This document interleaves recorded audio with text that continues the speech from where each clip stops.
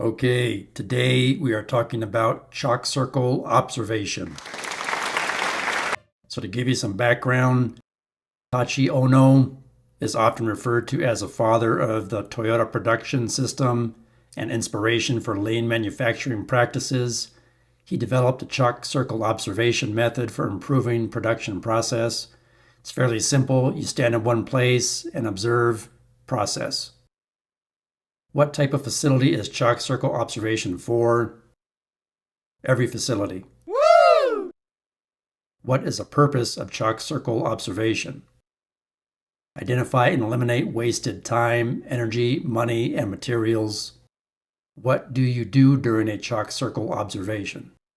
Observe and learn the process, take notes, pictures, and videos.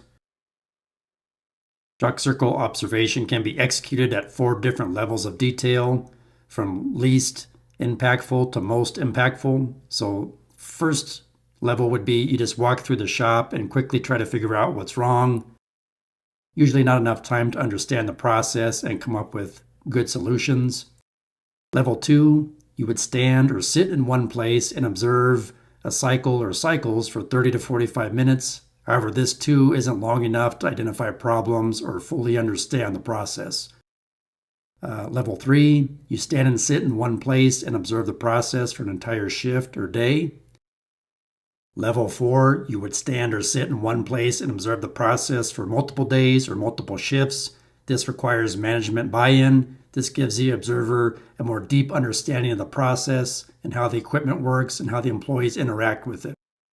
When to conclude a chalk circle observation, only conclude once the observer feels confident they completely understand the process and have identified areas that need improvement. Chalk circle observation example, scenario.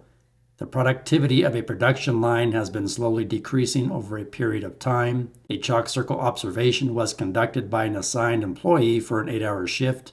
The employee was instructed to try and learn the production line process, take notes, pictures of any issues they noticed.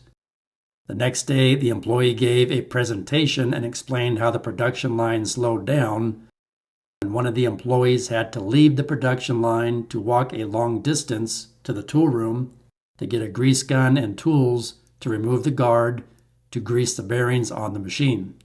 It took an average of 20 minutes 3 times a day for this, so that's an hour. Wow.